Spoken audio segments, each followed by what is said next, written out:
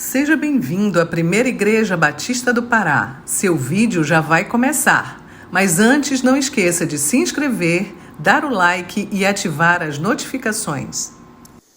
Boa noite. Eu saúdo os irmãos mais uma vez com a graça e a paz do Senhor Jesus Cristo. Amém? Abra sua Bíblia em Efésios capítulo 4.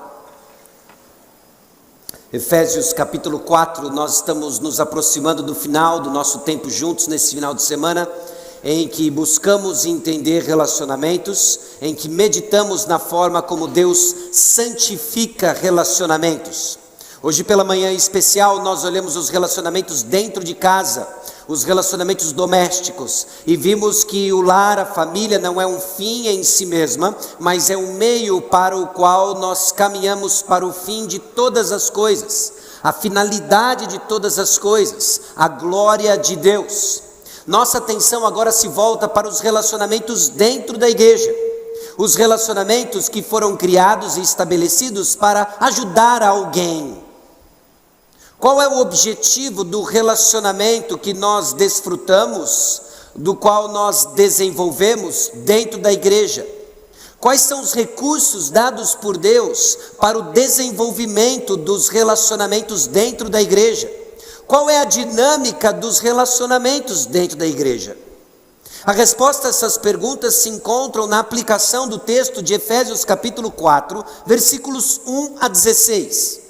Que vai ser o texto da nossa atenção, depois de algumas considerações em termos de contexto e explicações ao longo da epístola, ao longo da carta aos Efésios. Enquanto nós nos preparamos para olhar para o texto, eu pergunto para você algumas daquelas perguntas existenciais que de tempos em tempos nós temos que nos fazer para recalibrar o que precisa ser recalibrado, direcionar o que precisa ser direcionado. Quem é você? Quem é você? Parte da resposta a essa pergunta tem a ver com uma outra pergunta: quem somos nós? Lógico, como referência o Evangelho, lógico que como referência a nossa identidade em Cristo Jesus, você poderia responder essa pergunta de diversas maneiras. Sua função profissional, aonde você reside, sua história, sua criação, lugar do seu nascimento. Mas para os nossos propósitos e o que é relevante para nós hoje à noite é responder a pergunta: quem sou eu? Quem somos nós à luz do Evangelho?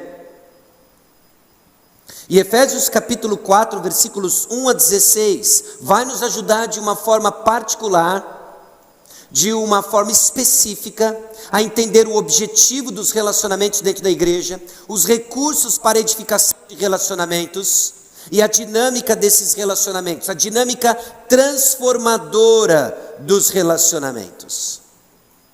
Então vamos para Efésios capítulo 4, versículo 1, e eu quero chamar a sua atenção às duas primeiras palavras na revista e atualizada, na tradução da ARA. E diz o seguinte o texto: rogo-vos, pois. É aqui que eu quero chamar a sua atenção. Rogo-vos, pois. É um clamor do apóstolo Paulo, é um pedido aos Efésios por parte do apóstolo Paulo, seguido de uma conjunção que liga duas ideias, o que veio antes e o que veio depois. Nosso texto começa com pois, mas nós não começamos ideias com pois. E se você é familiarizado com a carta aos Efésios, você sabe que aqui nós estamos quase como que no vértice de uma gangorra, em que o apóstolo Paulo está equilibrando conhecimento teológico com aplicação doutrinária, prática. Ele está dando informações do indicativo, quem nós somos em Cristo Jesus, para partir para considerações no imperativo, ordens. Porque o que nós fazemos, meus irmãos, flui de quem nós somos. Nossa identidade informa nossa prática. E aqui o apóstolo Paulo estabelece de que seja lá o que vem depois do pois, é conclusão, está construindo em cima do que veio antes. Segure o dedo em Efésios capítulo 4 e vamos voltar uma página para Efésios capítulo 1, em que o apóstolo Paulo desenvolve, na maior sentença do Novo Testamento, a ação da Santíssima Trindade na sua salvação. Você foi escolhido por Deus Pai, diz Efésios capítulo 1, versículo 3, versículo 4. Você foi redimido por Deus Filho, diz Efésios capítulo 1, versículo 7.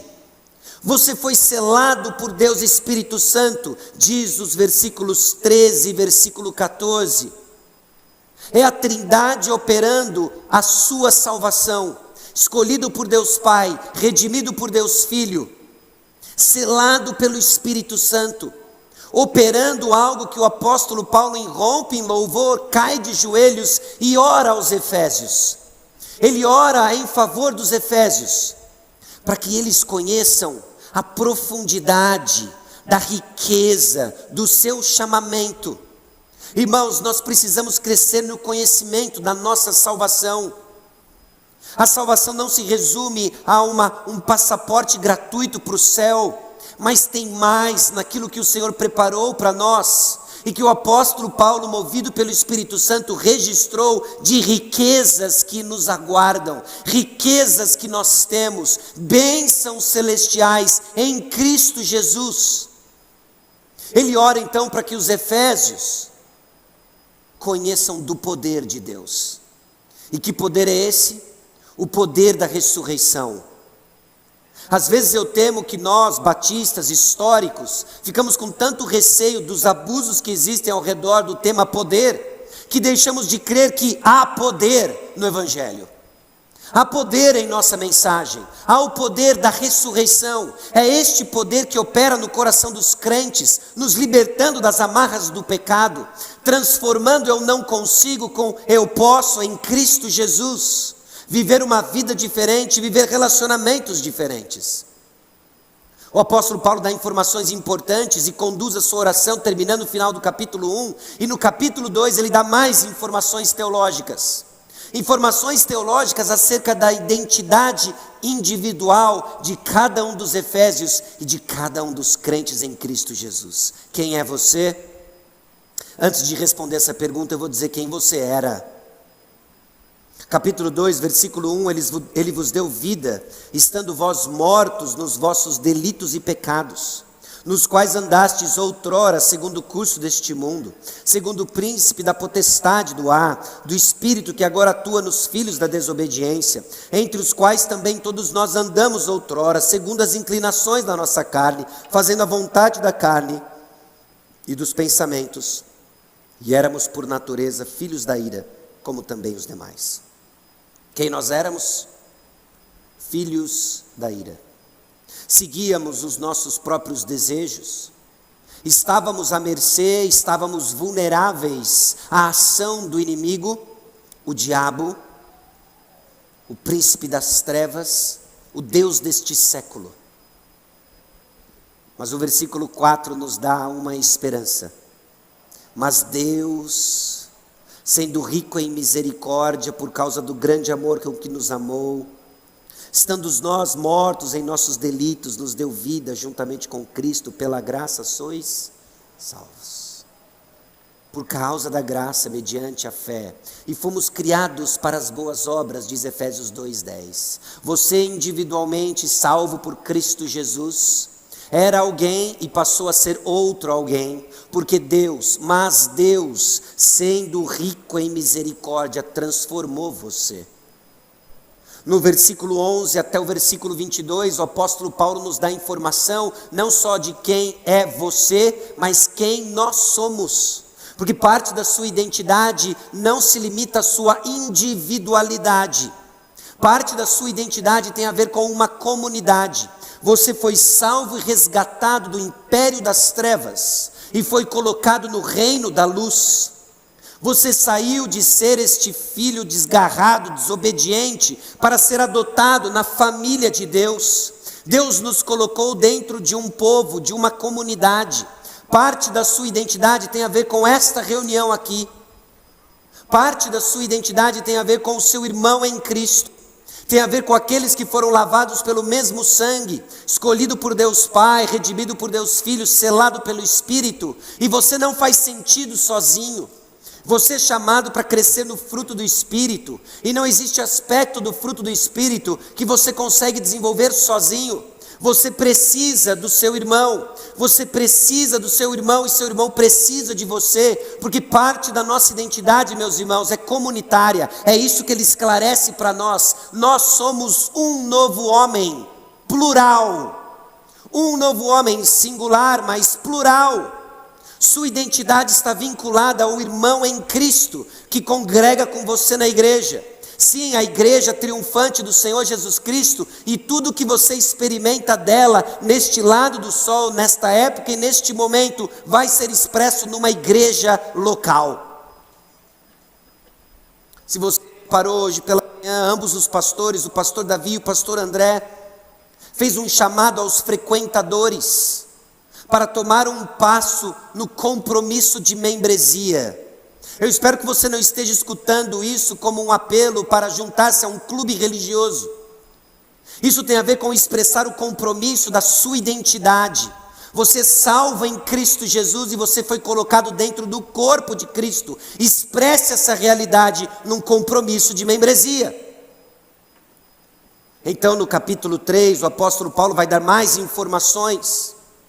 Por esta causa eu, Paulo, sou prisioneiro de Cristo Jesus, por amor de vós gentios. E ele começa a descrever então a maneira como ele recebeu do Senhor revelação de primeira mão. E diante de tão grande revelação, ele cai de joelhos no versículo 14 e ora mais uma vez para os efésios. Ele não ora aquilo que comumente ocupa nossas atenções, nossas orações, por um emprego, pela saúde de um familiar. Essas coisas são importantes, elas devem ser oradas, elas devem ser pedidas, elas devem ser compartilhadas. Mas o que governa o coração do apóstolo Paulo é o conhecimento do poder de Deus e o conhecimento agora do amor de Cristo Jesus. Efésios, vocês precisam conhecer o amor de Cristo. Ele não ora para que os efésios amem mais a Cristo, ele ora para que os efésios conheçam o amor de Cristo. Sabe o que eu e você precisamos? Nós precisamos conhecer a profundidade, a largura, o comprimento do amor de Cristo. E aí eu lhe pergunto, quanto tempo demora para conhecer a profundidade, a largura, o comprimento do infinito amor de Cristo? A eternidade, meus irmãos. A eternidade que começou para aqueles que são filhos de Deus. Nós nos reunimos numa nova identidade como um novo homem, com o propósito de santificarmos relacionamentos que têm o objetivo de conhecer a Cristo Jesus. Você não vai conhecer a Cristo escutando mensagens no YouTube, trancado no seu quarto. Você não vai conhecer a Cristo enfiado em leitura de livros, seja quais eles serem profundos, conservadores, ortodoxos e boa teologia. Essas coisas têm o seu lugar, essas coisas têm a sua importância, mas elas não substituem isso aqui. Elas não substituem o relacionamento que desfrutamos aqui. Ela não substitui aquilo que Deus criou para revelar-se ao seu povo, a igreja de Jesus Cristo. Meus irmãos, o objetivo dos nossos relacionamentos no contexto da igreja é conhecer a Cristo Jesus. E o Senhor projetou cada detalhe da simplicidade da nossa reunião, que tem um papel importante para que você conheça Cristo. Para que você não ganhe apenas informações verdadeiras acerca de Cristo, mas conheça Cristo segundo a piedade. É esse o conhecimento que transforma. É esse o conhecimento que irá levá-lo para perto do Senhor. Porque não se trata simplesmente de repetir fatos verdadeiros, se trata de conhecer o Deus verdadeiro. E você não irá conhecer a Deus longe do corpo de Cristo. Não tem como conhecer o cabeça longe do corpo. Você precisa estar aqui. Você precisa estar ativo aqui. E é por isso que o apóstolo Paulo começa dando o objetivo dos relacionamentos dentro da igreja. No capítulo 4, versículo 1, rogo-os, pois, depois de todo essas verdades profundas, eu, o prisioneiro no Senhor, que andeis de modo digno da vocação a que foste chamados. Há uma maneira agora que nós devemos andar, porque eu fui escolhido por Deus Pai, porque eu fui redimido por Deus Filho, porque eu fui selado pelo Espírito, porque eu sou chamado para conhecer o poder da ressurreição que está à minha disposição, porque antes eu estava de um jeito, agora estou do outro, porque Ele me tirou do império das trevas e me colocou no reino da luz, porque Deus usou o apóstolo Paulo para revelar o mistério do conhecimento de Deus através da igreja, a multiforme sabedoria de Deus. Por causa do amor de Cristo que eu sou chamado a conhecer, viva de modo digno do Evangelho. Viva de tal maneira que seja coerente com a sua identidade. Não confesse ser alguma coisa e ande de outra forma. E meus irmãos, a maneira como iremos confessar na prática o nosso conhecimento de Deus vai ser através de relacionamentos dentro do povo de Deus. Os nossos relacionamentos complicados, dolorosos, vão ser a ferramenta que Deus irá usar para que você conheça mais de Deus. Sua conduta então não faz sua identidade, mas sua identidade é vista em sua conduta. E o primeiro aspecto que o apóstolo Paulo levanta no versículo 2, acerca de andarmos de modo digno da nossa vocação, não é algo que você faz, mas é alguém que você está se tornando. Se nós vamos crescer santificando relacionamentos dentro da igreja, é necessário entender que não se trata primeiramente do que estamos fazendo, mas primeiramente de quem estamos sendo, de quem estamos nos tornando. Olha o versículo 2: com toda humildade e mansidão, com longanimidade, suportando-vos uns aos outros em amor. Viver de modo digno da nossa salvação, do nosso chamado, vai requerer de você humildade, mansidão, paciência e suportar uns aos outros em amor. Se você está na igreja há mais de 24 horas, você entende porque isso é importante. Vai ser importante você desenvolver virtudes que caracterizam o Senhor Jesus Cristo. Aprendei de mim que sou manso e humilde. Quais são as duas primeiras virtudes que o apóstolo Paulo nos chama para andar de modo digno do Evangelho? Humildade e mansidão. Humildade não é simplesmente falar baixo, meus irmãos. Humildade não é simplesmente olhar para baixo. Nós confundimos humildade com simplicidade financeira, com poucos recursos, com fala mansa. Não é isso. Humildade é uma disposição de mente e coração para servir ao invés de ser servido. Esse é o humilde. É alguém que está disposto a servir, de colocar o próximo diante de si, cuja mente, cujo coração busca a glória de Deus por meio do serviço ao próximo. Esse é o humilde. O orgulhoso é aquele que, pelo contrário, tem uma disposição de mente e coração para ter todas as coisas para si, através de si. Esse é o orgulhoso, que muitas vezes se manifesta na soberba, a manifestação mais conhecida de orgulho, mas muitas vezes se manifesta com autocomiseração. Coitado de mim, pobre de mim, entrei na igreja, ninguém me viu, mais uma vez que não me notaram, me esforcei, servi, não fui reconhecido, o líder não disse muito obrigado. E percebe que no meio dessa autocomiseração, que facilmente passa por humildade, existe uma disposição de mente focada em si.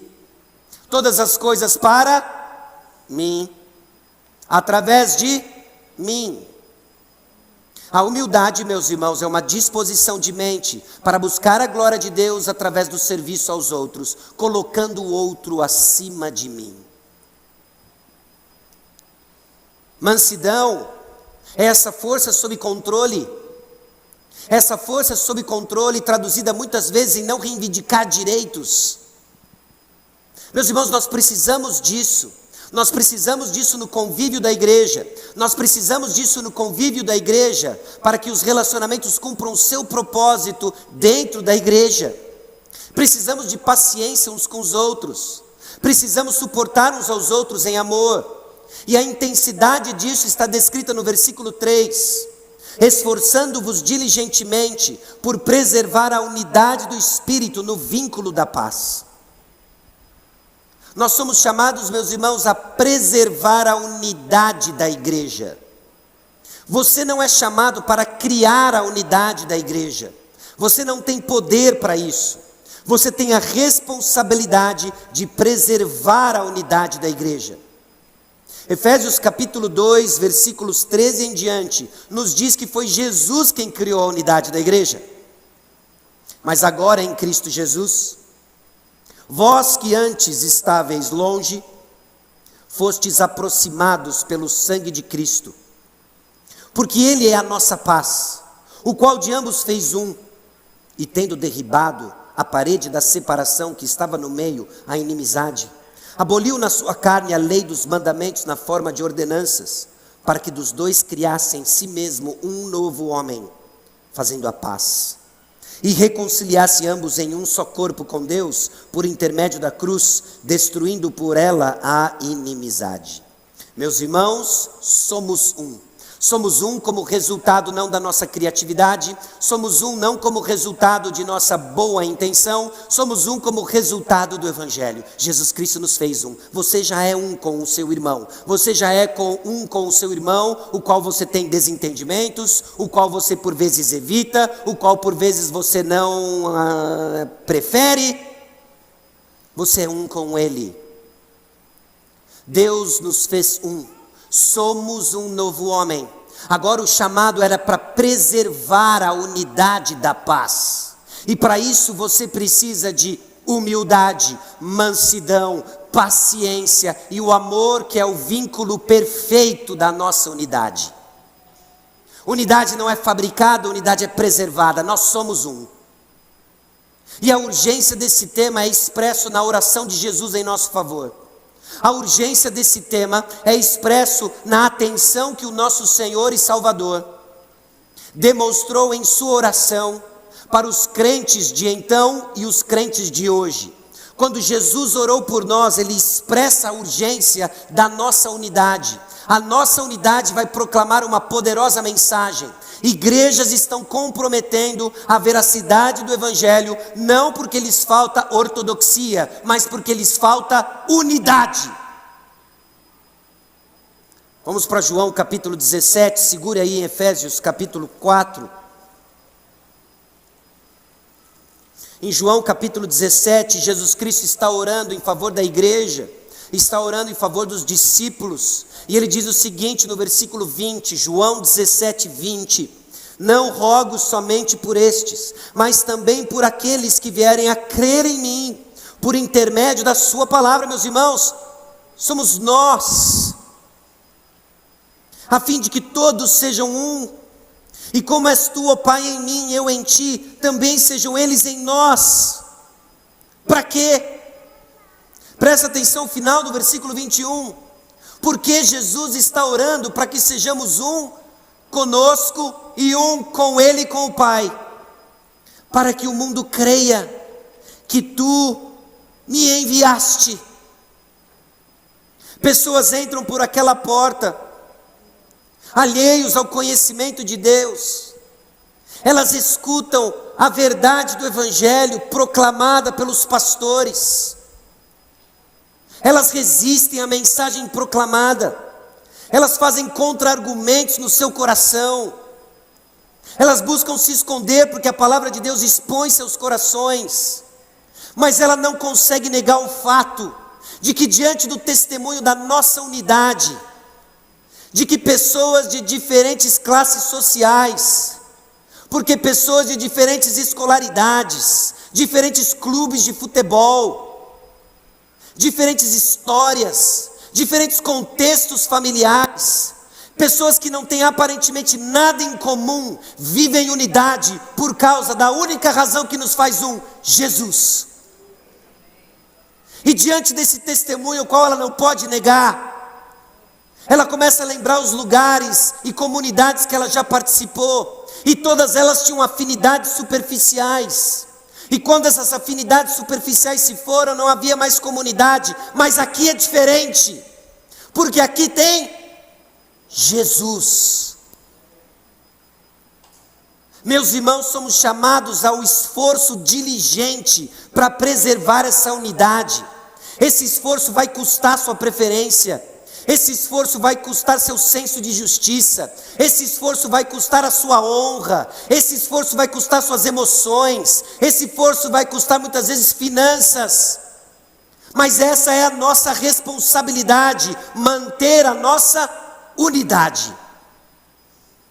O objetivo dos relacionamentos é de manter a unidade, o testemunho do Evangelho. Agora, não é unidade pela unidade. Não é unidade porque é gostoso estar junto. Não é unidade porque a gente vai se vestir de branco e cantar junto com a Rede Globo, não é? Que é gostoso ficar juntos. Meus irmãos, a nossa unidade é ao redor da verdade, que é o que o apóstolo Paulo nos leva a entender em Efésios 4, versículos 4 a 6. Há somente um corpo e um espírito, como também fostes chamados numa só esperança da vossa vocação. Há um só Senhor, uma só fé, um só batismo, um só Deus e Pai de todos, o qual é sobre todos, age por meio de todos e está em todos. Meus irmãos, conhecer a verdade não é a mesma coisa que saber fatos verdadeiros do Senhor, mas não é menos que isso. Não existe unidade se não houver verdade. E é em cima e ao redor da verdade que se edifica a comunidade, que relacionamentos trabalham, preservando a nossa unidade, fazendo morrer o nosso eu, exercitando virtudes de humildade, mansidão, paciência e amor. Que nós nos esforçamos diligentemente. Por quê? Porque Jesus é digno, meus irmãos. É difícil. Ele nunca disse que ia ser fácil, mas Ele disse que era possível. Ele disse que agora em Cristo Jesus nós temos a capacidade de manter nossa unidade. Unidade pela unidade? Jamais. Unidade ao redor da verdade, que é inclusive o parâmetro que nos ajuda a entender quem está dentro, quem está fora. Por vezes o Senhor nos chama aos passos dolorosos, de confronto de irmãos, que insistem num caminho contrário à verdade. E esses irmãos que insistem num caminho contrário à verdade, obstinados em seu pecado, nós somos chamados a um passo difícil e amoroso, de disciplina eclesiástica, não é? Para preservar a nossa verdade, porque o que me une a você, meus irmãos, é Cristo Jesus. O que une você ao seu irmão é Cristo Jesus. Então nós não podemos violar a integridade da verdade que nos comunica o verdadeiro Jesus. Esse é o objetivo dos relacionamentos dentro da igreja. Ao invés de ser a razão porque nós nos desunimos, e tristemente por vezes essa é o que descreve muitas igrejas, relacionamentos é a ferramenta que Deus nos deu para manter a unidade da igreja. Então Deus tem um plano e um projeto, que a partir do versículo 7 até o versículo 11, Ele nos dá o testemunho dos recursos que Ele disponibiliza e presenteia à igreja, para que essa dinâmica seja preservada e relacionamentos sejam santificados. Versículo 7 até o versículo 10. E a graça foi concedida a cada um de nós, segundo a proporção do dom de Cristo. Meus irmãos, nós recebemos abundantemente a suficiente graça de Jesus. Por isso diz, quando Ele subiu às alturas, levou cativeiros e concedeu dons aos homens. Ora, que quer dizer subiu, senão que também havia descido até as regiões inferiores da terra. Aquele que desceu é também o mesmo que subiu acima de todos os céus para encher todas as coisas. O apóstolo Paulo está testemunhando o fato de que a glória de Deus será conhecida e o intermédio disso, o meio em que a glória de Deus vai encher todas as coisas é por meio da igreja de Jesus. E quando a igreja de Jesus se reúne, não seja enganado.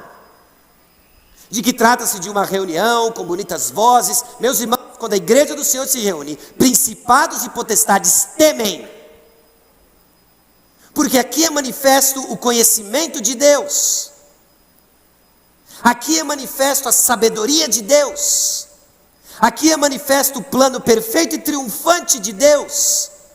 Principados e potestades temem, e nós estamos do lado da vitória. Coragem, meu irmão. E para isso o Senhor distribuiu o espólio da sua vitória na cruz. O texto dos versículos 7 a 10 descreve justamente o fato de que Jesus foi triunfante na cruz, nos comprou com seu precioso sangue, e agora Ele pega alguns de nós, os separa e presenteia a igreja, e distribui dons aos homens, assim como Ele vem fazendo ao longo de toda a história do povo de Deus, em que Ele separa alguns, purifica e distribui no meio do povo. Para quê? Para regulamentar a adoração ao Senhor. Meus irmãos, se o projeto da igreja é manter a unidade da verdade, nós temos que fazer a seguinte pergunta: quem proclamará a verdade? Quem são aqueles que virão e proclamarão a verdade? Pensando nisso, o Senhor distribuiu espólios da sua vitória, distribuiu presentes na igreja. Versículo 11: e Ele mesmo concedeu uns para apóstolos, outros para profetas, outros para evangelistas, e outros para pastores e mestres. O Senhor distribuiu não necessariamente habilidades, mas pessoas. 4 tipos de pessoas: apóstolos e profetas, evangelistas e pastores mestres. Apóstolos e profetas não são a primeira vez que eles aparecem aqui em Efésios. Eles já apareceram em 2 outras ocasiões. No capítulo 2, versículo 19: assim já não sois estrangeiros e peregrinos, mas concidadãos dos santos, e sois da família de Deus, edificados sobre o fundamento dos apóstolos e profetas, sendo Ele mesmo Cristo Jesus a pedra angular, no qual todo edifício bem ajustado cresce para santuário dedicado ao Senhor, no qual também vós justamente estáis sendo edificados para a habitação de Deus no Espírito. Meus irmãos, o ponto é o seguinte: isso aqui é um prédio, não é um condomínio cheio de casinhas, isso é um prédio singular. Nós somos pedras vivas, a pedra angular é o Senhor Jesus Cristo, o fundamento que normalmente não é visto, a pedra angular, e o fundamento são apóstolos e profetas. É por isso que a igreja primitiva, ela perseverava na doutrina dos apóstolos. Por quê? Capítulo 3, versículos 4 e 5: pelo que também ledes, podeis compreender o meu discernimento do mistério de Cristo, o qual em outras gerações não foi dado a conhecer aos filhos dos homens, como agora foi revelado aos seus santos apóstolos e profetas no Espírito. Apóstolos e profetas são o fundamento da igreja, porque eles revelaram para nós a pedra angular, que é Cristo. Apóstolos e profetas revelaram a pedra angular, Cristo, e escriturizaram, movido pelo Espírito Santo, o conhecimento de Cristo, que hoje nós acessamos onde? Na Bíblia. E aí surgem os 2 novos personagens, evangelistas e pastores mestres, cujo trabalho não é trazer nova revelação, cujo trabalho e ministério é insistir nas boas novas de Cristo. Um bom evangelista, um bom pastor mestre, não está trazendo doutrina nova, está insistindo na velha sã doutrina que nunca caduca.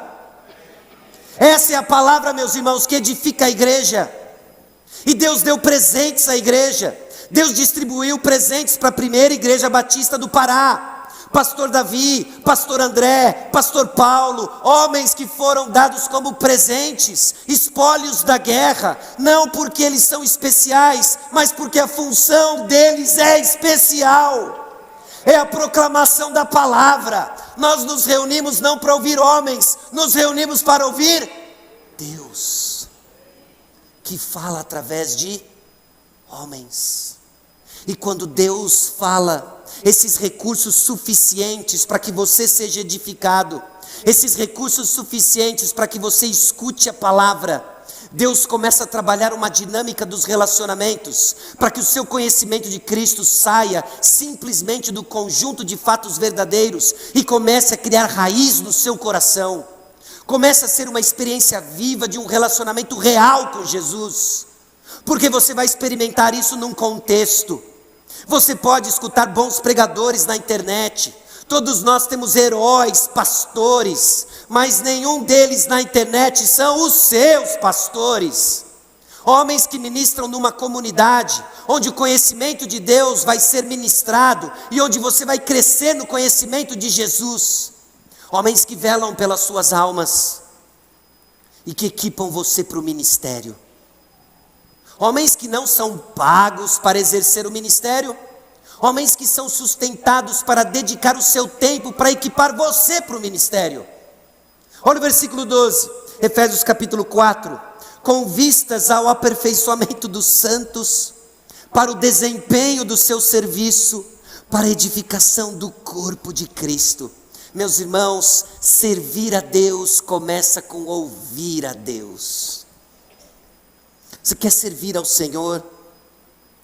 Sente com os ouvidos abertos, sente com o coração aberto, escute a palavra de Deus, seja equipado pela palavra de Deus, ministrada dominicalmente, seja trabalhado pelo Senhor, peça ao Senhor oportunidades de servir, e a hora que você disser em nome de Jesus, amém, a primeira necessidade que você enxergar, eu tenho a plena convicção de que é o Senhor lhe conduzindo para ministrar no corpo de Cristo. O Senhor nos equipa. E aí entra a dinâmica no versículo 13. Até que todos cheguemos à unidade da fé e do pleno conhecimento do Filho de Deus, à perfeita varonilidade, à medida da estatura da plenitude de Cristo. Irmãos, ouvir a palavra de Deus não é uma atividade para que você colete informação acerca de Deus. Ouvir a palavra de Deus é o que exerce a sua fé. Responder a palavra de Deus com fé vai ser traduzido em servir a Deus. E no serviço ao Senhor você vai encontrar dificuldades. Você vai encontrar a dificuldade de perdoar o irmão. Você vai encontrar o obstáculo de reconhecer o seu pecado e pedir perdão para o irmão. Você vai enfrentar a dificuldade do pecado recorrente do seu irmão. E você vai ter que exercer sua longanimidade com o irmão. E então você vai conhecer mais da paciência de Jesus por você, no exercício da sua paciência com o seu irmão. Você vai conhecer do amor de Deus e do cuidado que Ele tem, pela forma como Deus move pessoas para amar você, cuidar de você. Você vai ministrar o cuidado de Deus e o amor de Deus, ao ser obediente e entender que você vai investir o seu tempo, suas emoções, em ajudar o seu irmão. O conhecimento de Deus, então, é conhecido, é visto, é adquirido no corpo de Cristo, para que todos cheguemos ao pleno conhecimento de Jesus. Acontece aqui, no plano de Deus, chamado igreja. Para quê? Versículo 14. Para que não mais sejamos como meninos, agitados de um lado para o outro e levados ao redor por todo vento de doutrina, pela artimanha dos homens, pela astúcia com que induzem ao erro.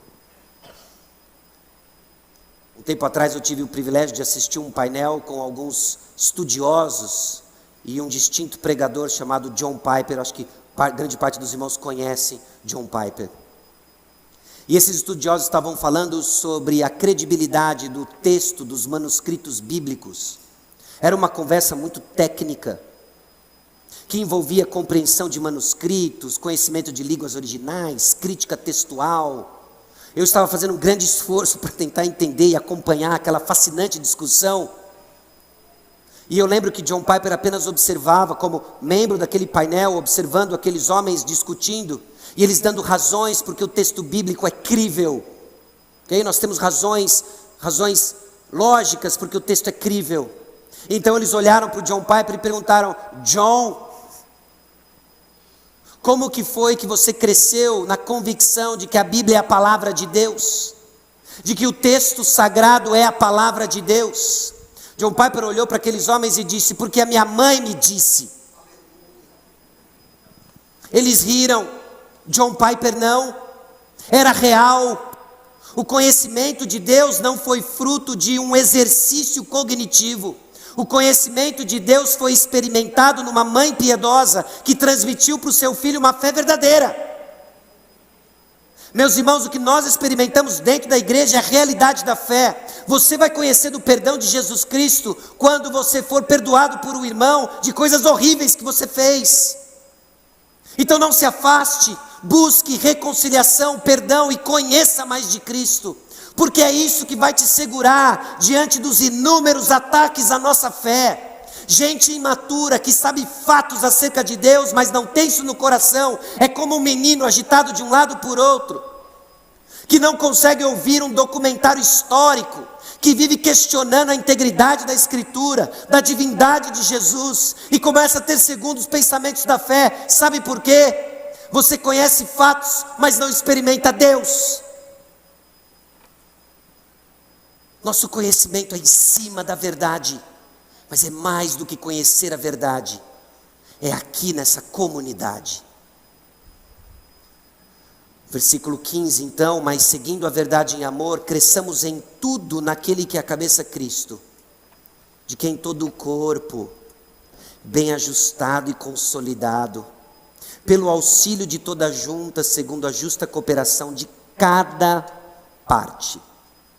Quando você não serve na igreja de Jesus, o corpo sofre. É quase como se você tivesse quebrado o dedinho do pé. Você se acha o dedinho do pé. Não, eu sou muito pequenininho, eu sou o dedinho do pé do corpo de Cristo. Você já bateu o dedinho no pé da cama? Me diz como foi a sua experiência naquele dia. Coisas saíram da sua boca que você não sabia que estavam lá.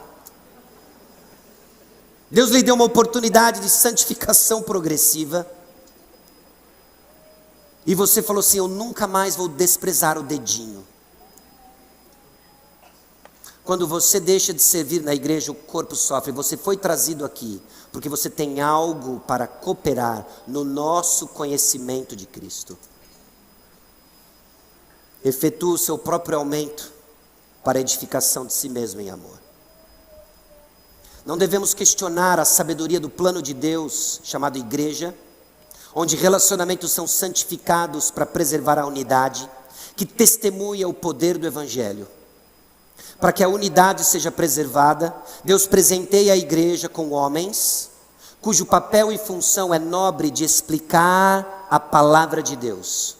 Então ore sim pelos seus pastores, e certifique-se de que eles têm condições para continuar no estudo da palavra. Certifique-se que eles estão bem cuidados, certifique-se de que eles estão amparados e que eles têm tempo para servir ao Senhor no seu meio. Escute a palavra de Deus. Escute a palavra de Deus para que você seja equipado para o serviço. E o seu serviço vai ajudar o seu irmão a conhecer a Cristo. E o serviço do seu irmão ajuda você a conhecer a Cristo. É assim, meus irmãos, que crescemos em maturidade, em relacionamentos pautados pela verdade do Evangelho, dignos da nossa vocação, vivendo de modo digno da grandeza da obra da nossa salvação. Evangelho não é um passe livre para o céu. Evangelho garante acesso ao céu, sim, mas é uma transformação por completo do nosso coração. E somos chamados a preservar a unidade da igreja do Senhor Jesus Cristo. Amém? Baixe sua cabeça, feche seus olhos, deixe-me orar por você. Senhor nosso Deus e Pai, aqui chegamos diante do Senhor e da Tua palavra. Gratos a Deus pela forma como o Senhor conduz a igreja. No caso, ó Deus, hoje expressa na comunidade Primeira Igreja Batista do Pará. Eu te louvo, ó Deus, pelas histórias contadas na história da igreja, que apontam para a grande história, que o Senhor redime, o Senhor separa, o Senhor santifica, o Senhor conduz e produz uma comunidade. Concede, ó Deus, à primeira Igreja Batista do Pará o esforço diligente para preservar a unidade. Sustente, ó Deus, a vida do pastor Davi. Sustente, ó Deus, a esposa do pastor Davi, Betina, seus filhos Radassa, Joey. Que essa família cresça no conhecimento de Cristo, e esse crescimento no conhecimento de Cristo não caiba na unidade familiar e esparrame pela igreja para a glória do Senhor. O mesmo, ó Deus, pastor André, sua esposa Carol, a pequena Paola. Preserve, ó Deus, essa família íntegra, ó Deus, na ministração da Tua palavra, crescendo no conhecimento de Jesus, discipulando pessoas, agregando pessoas, para a honra e glória, ó Deus, do Teu nome. Também peço a Deus pelo pastor Paulo, sua esposa Fernanda. Preserve esses irmãos também na integridade da verdade, numa compaixão genuína pelas almas perdidas e no discipulado dos teus filhos. Eu te louvo, ó Deus, pelo o que eu tenho escutado do Senhor levantando homens, ó Deus, dispostos a crescer na vocação do ensino da Tua palavra. Que o púlpito da primeira Igreja Batista do Pará nunca falte alguém que com coragem irá ministrar a verdade que salva e liberta pecadores. Eu peço isso a Deus, porque isso irá glorificar o Teu nome. E apesar de nós, homens falhos, homens pecadores, vemos a beleza do Evangelho usando vasos frágeis, para que fique evidente que o tesouro é Jesus Cristo. Que assim seja na história da primeira Igreja Batista do Pará. Que seja um instrumento, ó Deus, na proclamação do Evangelho e espalhando igrejas, plantação de igrejas para a honra e glória do Teu nome. Sustenta o coração dos meus irmãos. Abra, ó Deus, nossos ouvidos. Sustenta, ó Deus, a vida da Igreja Batista Maranata, que nesse exato momento ouve a mesma palavra, a palavra de Deus pregada. Continue a edificar, ó Deus, a Tua igreja, nas diversas expressões locais, Brasil e mundo afora. E é no nome precioso de Jesus, triunfante, nosso Senhor e Salvador, que nós oramos. Amém.